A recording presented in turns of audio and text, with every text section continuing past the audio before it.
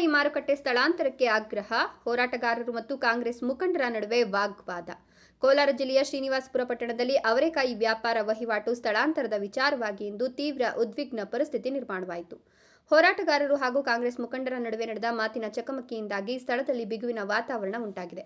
ಪಟ್ಟಣದ ಎಂಜಿ ರಸ್ತೆಯಲ್ಲಿ ನಡೆಯುತ್ತಿರುವ ಅವರೆಕಾಯಿ ವ್ಯಾಪಾರದಿಂದ ಸಾರ್ವಜನಿಕರಿಗೆ ತೊಂದರೆಯಾಗುತ್ತಿದೆ ಎಂಬ ಕಾರಣಕ್ಕೆ ಇದನ್ನು ಕೂಡಲೇ ಎಪಿಎಂಸಿ ಮಾರುಕಟ್ಟೆಗೆ ವರ್ಗಾಯಿಸಬೇಕು ಅಂತ ಆಗ್ರಹಿಸಿ ಕನ್ನಡಪರ ಸಂಘಟನೆಗಳು ಹಾಗೂ ರೈತ ಹೋರಾಟಗಾರರು ಕಳೆದ ಹಲವು ವರ್ಷಗಳಿಂದ ನಿರಂತರವಾಗಿ ಪ್ರತಿಭಟನೆ ನಡೆಸುತ್ತಿದ್ದಾರೆ. ಎಂದೂ ಸಹ ಇದೇ ಬೇಡಿಕೆಯೊಂದಿಗೆ ಹೋರಾಟಗಾರರು ಧರಣಿ ಕುಳಿತಿದ್ರು. ಪ್ರತಿಭಟನೆಯ ಸಂದರ್ಭದಲ್ಲಿ ಮಾಜಿ ಪುರಸಭಾ ಅಧ್ಯಕ್ಷ ಹಾಗೂ ಕಾಂಗ್ರೆಸ್ ಮುಖಂಡ ಬಿಎಲ್ ಪ್ರಕಾಶ್ ಅವರು ಹೋರಾಟಗಾರರ ವಿರುದ್ಧ ಅವಾಚ್ಯ ಶಬ್ದಗಳಿಂದ ನಿಂದಿಸಿದ್ದಾರೆ ಎಂಬ ಗಂಭೀರ ಆರೋಪ ಕೇಳಿಬಂದಿದೆ. ಪೊಲೀಸರ ಸಮ್ಮುಖದಲ್ಲೇ ಹೋರಾಟಗಾರರನ್ನ ನಿಂದಿಸಿರುವ ವಿಡಿಯೋ ಇದೀಗ ಸಾಮಾಜಿಕ ಜಾಲತಾಣಗಳಲ್ಲಿ ವೈರಲ್ ಆಗಿದ್ದು ಸಾರ್ವಜನಿಕರ ಆಕ್ರೋಶಕ್ಕೆ ಕಾರಣವಾಗಿದೆ. ತಮ್ಮನ್ನ ನಿಂದಿಸಿರುವ ಮುಖಂಡರ ವಿರುದ್ಧ ಕ್ರಮ ಕೈಗೊಳ್ಳಬೇಕು ಮತ್ತು ಮಾರುಕಟ್ಟೆ ಸ್ಥಳಾಂತರದ ಬಗ್ಗೆ ಖಚಿತ ಭರವಸೆ ನೀಡಬೇಕು ಅಂತ ಒತ್ತಾಯಿಸಿ ಹೋರಾಟಗಾರರು ಪಟ್ಟು ಹಿಡಿದಿದ್ದಾರೆ. ಸ್ಥಳಕ್ಕೆ ಜಿಲ್ಲಾಧಿಕಾರಿಗಳು ಹಾಗೂ ಪೊಲೀಸ್ ವರಿಷ್ಠಾಧಿಕಾರಿಗಳು ಭೇಟಿ ನೀಡುವವರೆಗೂ ಪ್ರತಿಭಟನೆ ಕೈಬಿಡೋದಿಲ್ಲ ಅಂತ ಎಚ್ಚರಿಸಿದ್ದಾರೆ. ವರದಿ ಶಿವಪ್ರಸಾದ್, ಶ್ರೀನಿವಾಸಪುರ.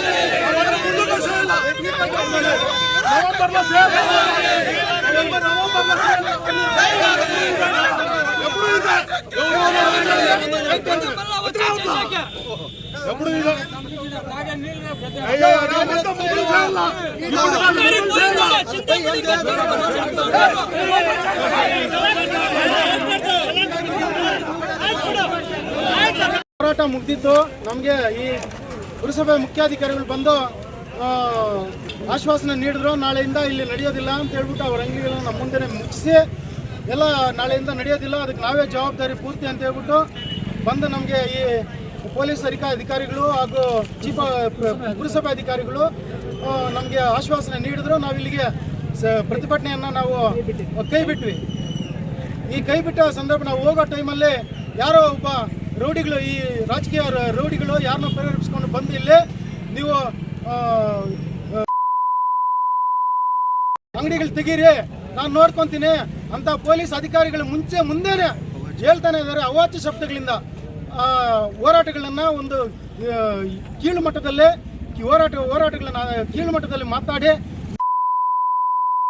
ಪ್ರತಿ ವರ್ಷ ನೀವು ಇಲ್ಲಿ ರೋಲ್ ಕಾಲ್ ಮಾಡ್ಕೊತೀರಾ, ಅವ್ರ ಹತ್ರ ದುಡ್ಡು ತಗೊಂತೀರಾ ಅಂತ ಹೇಳ್ಬಿಟ್ಟು ನಮ್ಮ ಮೇಲೆ ಅವಾಚ್ಯ ಶಬ್ದಗಳಿಂದ ನಿಂದಿಸಿ ದಲಿತ ಹೋರಾಟಗಾರರ ಮೇಲೆ ಹಾಗೂ ಕನ್ನಡ ಪರ ಹೋರಾಟಗಾರರ ಮೇಲೆ, ರೈತರ ಪರ ಹೋರಾಟಗಾರರ ಮೇಲೆ ನಮ್ಮನ್ನ ಅವಮಾನ ಮಾಡುವಂಥ ರೀತಿ ಮಾಡಿದ್ದಾರೆ. ಅವರ ವಿರುದ್ಧ ಈ ಪೊಲೀಸ್ ಅಧಿಕಾರಿಗಳು ಏನು ಕ್ರಮ ತೆಗೆದುಕೊಂತಾರೋ, ಅವರು ಸುಮೋಟೋ ಕೇಸ್ ಹಾಕ್ಕೊಂತಾರೋ ಇಲ್ಲ ಏನು ಮಾಡ್ತಾರೋ ಅದು ಕಾನೂನು ಬಿಟ್ಟಿರೋದು. ಕಾನೂನು ಕೆಲಸ ಕಾನೂನು ಮಾಡಲಿ. ನಾವು ಈ ಹೋರಾಟವನ್ನು ಕೈ ಬಿಡೋ ಮಾತೇ ಇಲ್ಲ. ಹೋರಾಟ ಮುಂದುವರಿಯುತ್ತೆ ಅಂತ ಹೇಳಕ್ಕೆ ಇಷ್ಟಪಡ್ತೀನಿ. ಕರ್ನಾಟಕ ರಾಜ್ಯ ರೈತ ಸಂಘ ಹಸಿರು ಸೇನೆ ಪ್ರಗತಿಪರ ಜನಪರ ವೇದಿಕೆ ಮತ್ತು ದಲಿತ ಸಂಘಟನೆ ಎಲ್ಲ ಪ್ರಗತಿಪರ ಸಂಘಟನೆಗಳು 3 ವರ್ಷಗಳಿಂದ ಸತತವಾಗಿ ನಾವು ಅರ್ಜಿಗಳು ಕೊಟ್ಟು ಇಲ್ಲಿ ಅನಾಹುತಗಳಾಗ್ತದೆ, ಮತ್ತು ಇಲ್ಲಿ ಆಕ್ಸಿಡೆಂಟ್ಗಳಾಗಿದ್ದಾವೆ, ಆಂಬುಲೆನ್ಸ್ಗೆ ತೊಂದರೆ, ಮತ್ತು ಶಾಲಾ ಮಕ್ಕಳಿಗೆ ತೊಂದರೆ, ವೆಹಿಕಲ್ಗೆ ತೊಂದರೆ, ಎಲ್ಲ ಸ್ಥಳೀಯ ನಿವಾಸಿಗಳಿಗೆ ಎಲ್ಲರಿಗೂ ತೊಂದರೆ ರಚನೆ ಆಗ್ತದೆ. ಇದು ರಸ್ತೆ ಕಿರಿದಾಗಿದೆ. ಇದು 30 ಲಕ್ಷದಿಂದ 40 ಲಕ್ಷ ಒಂದು ವರ್ಷಕ್ಕೆ 3 ತಿಂಗಳಲ್ಲಿ ವಹಿವಾಟು ನಡೀತದೆ ಅವರೇಕಾಯಿ ವ್ಯಾಪಾರ. ಅದನ್ನು APMC ಮಾರ್ಕೆಟಿಗೆ ವರ್ಗಾವಣೆ ಮಾಡಿ ಅಲ್ಲಿ ವ್ಯಾಪಾರ ಮಾಡಿ ಅಂತ ನಾವು ಯಾರಿಗೂ ವಿರುದ್ಧವಾಗಲ್ಲ, ಜನಕ್ಕೆ ಅನುಕೂಲ ಆಗೋ ರೀತಿಯಲ್ಲಿ ಜನಕ್ಕಾಗಿ ಹೋರಾಟ ಮಾಡೋಂಥ ಸಂಘಟನೆಗಳು ನಾವು ಹೋರಾಟ ಮಾಡಿದ್ದೀವಿ. ಅದೇ ರೀತಿ ಪುರಸಭೆಯವರು ಮತ್ತು ಪೊಲೀಸ್ ಇಲಾಖೆಯವರು ಬಂದು ತೆರವುಗೊಳಿಸಿ ಅವ್ರನ್ನ ಅವರೇಕಾಯಿನ ನಾಳೆಯಿಂದ ಮಾರಾಟ ಮಾಡಬಾರ್ದು ಅಂತೇಳಿ ನಮಗೂ ಕೂಡ ಆಶ್ವಾಸನೆ ಕೊಟ್ಟು ನಾಳೆಯಿಂದ ಮಾರಾಟ ಮಾಡಿದ್ರೆ ನಾವು ಪುರಸಭೆನ ಬೀಗ ಹಾಕಿ ಪ್ರತಿಭಟನೆ ಮಾಡ್ತೀವಿ ಅಂತ ಹೇಳಿದಾಗ ಅವರು ಯಾವುದೇ ಕಾರಣಕ್ಕೂ ಮಾರಾಟ ಮಾಡೋಕ್ಕೆ ಬಿಡೋದಿಲ್ಲ ಅಂತ ಹೇಳಿದ್ರು. ಆದರೆ ಎಲ್ಲ ಮುಗಿದ ನಂತರ ಕೆಲವು ವ್ಯಕ್ತಿಗಳು, ಒಂದು 2-3 ಜನ ವ್ಯಕ್ತಿಗಳು ನಮ್ಮ ಸಂಘಟನೆಗಳವರು ಹೋಗೋವಂಥ ಸಂದರ್ಭದಲ್ಲಿ ಗೂಂಡಾ ವರ್ತನೆ ಮಾಡಿ ನಮ್ಮ ಮೇಲೆ ದೌರ್ಜನ್ಯವಾಗಿ ಅವ್ಯಾತ ಶಬ್ದಗಳಿಂದ ಬೈದು, ಈಗ ಏನು ಪೊಲೀಸ್ ಇಲಾಖೆನೂ ಇದೆ ಮತ್ತು ತಾವು ಮಾಧ್ಯಮದವರು, ಮೀಡಿಯಾವರು ಎಲ್ಲರೂ ಕೂಡ ನಿಮ್ಮ ಮುಖಾಂತರನೇ ಅವರು ನಡೆದಿದ್ದಾರೆ ದೌರ್ಜನ್ಯ. ಆದ್ದರಿಂದ ಅವ್ರ ವಿರುದ್ಧವಾಗಿ ಇವತ್ತು ಏನು ಮೇಡಮ್ನವರು ನಮಗೆ ಆಶ್ವಾಸನೆ ಕೊಟ್ಟಿದ್ದಾರೆ, ಅವ್ರ ಬಗ್ಗೆ ಕ್ರಮ ವಹಿಸ್ತೀನಿ ಅಂತ, ಆ ಕ್ರಮ ಆಗಬೇಕು. ಅದ್ರ ಜೊತೆಗೆ ಇವತ್ತು ಏನು ಅವರೇಕಾಯಿ ಮತ್ತೆ ಜಗಿಸಿದ್ದಾರೆ ದೌರ್ಜನ್ಯದಿಂದ, ಅದನ್ನು ನಾಳೆಯಿಂದ ನಾವು ನಿಲ್ಲಿಸ್ತೀವಿ. ಇವತ್ತು ನಾವು ಕೆಲವೇ ಜನಗಳು ಬಂದಿರ್ಬೋದು, ನಾಳೆಯಿಂದ 1,000 ಜನ ಸಂಘಟನೆಯವರು ಬರ್ತೀವಿ. ನಾಳೆಯಿಂದ ರಸ್ತೆ ಏನು ಬೇಕಾದರೆ ಈ ಶ್ರೀನಿವಾಸಪುರನ ಬಂದ್ ಮಾಡೋಕ್ಕೆ ಕೂಡ ನಾವು ಸಿದ್ಧವಾಗಿದ್ದೀವಿ ಅಂತೇಳಿ ಎಲ್ಲ ಸಂಘಟನೆ ಫಲವಾಗಿ ದಲಿತ ಸಂಘಟನೆ, ರೈತ ಸಂಘಟನೆ, ಕನ್ನಡ ಪರ ಸಂಘಟನೆ ಎಲ್ಲ ಸಂಘಟನೆಗಳು ಕೂಡ ಒಗ್ಗಟ್ಟಾಗಿ, CPM ಎಲ್ಲ ಕೂಡ ಒಗ್ಗಟ್ಟಾಗಿ ಹೋರಾಟ ಮಾಡ್ತೀವಿ. ಮ್ಯಾಂಗೋ ಸಂಘಟನೆ ಕೂಡ ಎಲ್ಲ ಸೇರಿ ಹೋರಾಟ ಮಾಡ್ತೀವಿ ಅಂತೇಳಿ ಕೂಡ ಈ ಸಂದರ್ಭದಲ್ಲಿ ಹೇಳ್ತಾ ಇದ್ದೀವಿ.